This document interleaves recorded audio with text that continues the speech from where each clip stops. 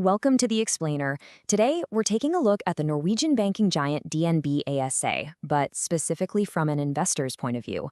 And really, it's a fascinating story of a company at its absolute peak, facing a turning tide and making a massive bet that could completely redefine its future.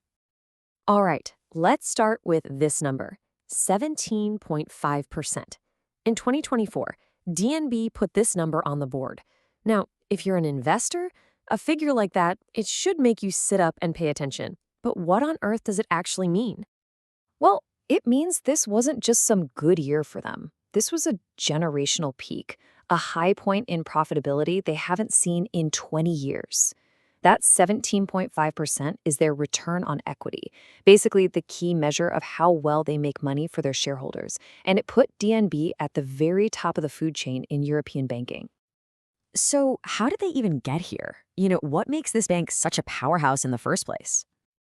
Well, DNB is, to put it simply, the financial bedrock of Norway.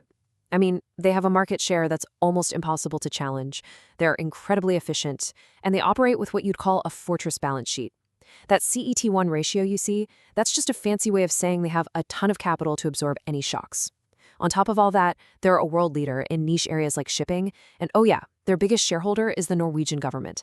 So you're talking about a company with some serious built-in advantages that competitors just can't replicate. Okay, but here's the twist in the story. The very engine that drove all this record-breaking success, that perfect macroeconomic environment, is now starting to sputter. See, for the past few years, rising interest rates were basically the gift that just kept on giving for DNB. Their net interest income, which is the bank's bread and butter, the money they make between what they earn on loans and pay out on deposits, it just absolutely soared. This was the huge tailwind that pushed them to those record profits we talked about. But if you look really closely here, you'll see a pretty critical change. Quarter by quarter, that powerful growth engine is starting to stall out. With Norway's central bank expected to start cutting rates in mid-2025, that amazing tailwind, well, it's officially turning into a headwind. So, with your main profit engine under pressure, what do? This is where things get really interesting from an investor's perspective. How is management responding? They're not just making small adjustments here. No, they are making a massive, game-changing move. Buying Carnegie, the investment bank, isn't just some small add-on. This is a fundamental pivot, a calculated plan to move away from being so dependent on which way interest rates are going. And the goal is to massively grow this thing called capital-light fee income. So think about the money you make from giving M&A advice or managing wealth or stock brokerage. The key difference here is this kind of income is driven by how active the market is, not by interest rates. And crucially, it doesn't force the bank to tie up massive amounts of its own precious capital. And this chart shows you the strategy perfectly. Management is trying to pull off a deliberate profitability handoff. They're passing the baton from that slow-in interest income engine over to this new, accelerating fee income engine. It's about totally rebalancing how the bank is going to make money for the next decade. And the effect was immediate. I mean, look at that spike. In the very first full quarter with Carnegie as part of the team, DNB's fee income shot up by over 27% from the year before. So this pivot isn't just some idea on a PowerPoint slide, it's already showing up in the results. However, and for any investor, this is a big however, this strategy is loaded with risk. And as this quote points out, we don't have to look far to see a warning sign. DNB's recent attempt to integrate a much simpler digital bank, S-Banken, was, well, it was a mess. It was full of technical glitches and unhappy customers. So that brings us to the billion-dollar question, right? Can they actually pull this off? Merging with a high-flying investment bank like Carnegie with its own very distinct culture is a whole different ballgame. It's way more complex than the Spinken deal. The answer to this question is pretty much what the entire investment case for DNB hinges on right now. And all of this leads us to the central dilemma for anyone looking at DNB stock today. It really is a classic story of incredible potential reward, but also some very significant risk. You can see the two possible futures laid out pretty clearly here.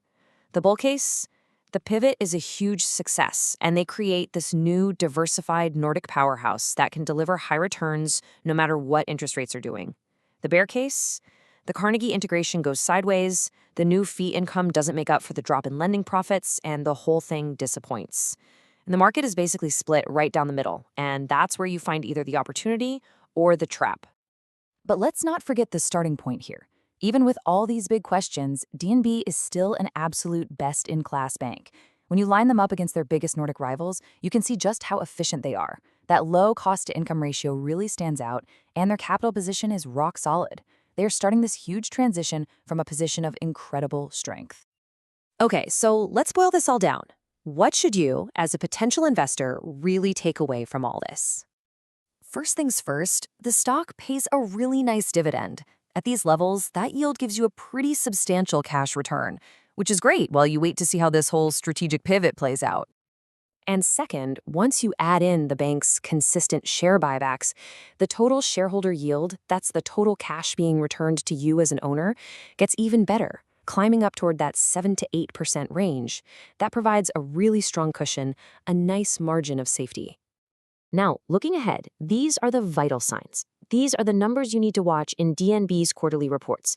Is that fee income growing as a piece of the pie? Can they keep their costs under control and that ROE above their 14% target? And finally, keep an eye on that stage 3 loan ratio. That's basically their bad loans. Are any cracks starting to show up in their loan book? These numbers are going to be your real-time scorecard on whether this pivot is actually working. And that really brings us to the final question you have to ask yourself. The market is clearly nervous, it's pricing in a slowdown, so your job as an investor is to figure out if that caution is a golden opportunity to buy a fantastic company while it's reinventing itself, or if it's a fair warning of the very real risks that are right around the corner. The answer you come to will determine the future for DNB's stock.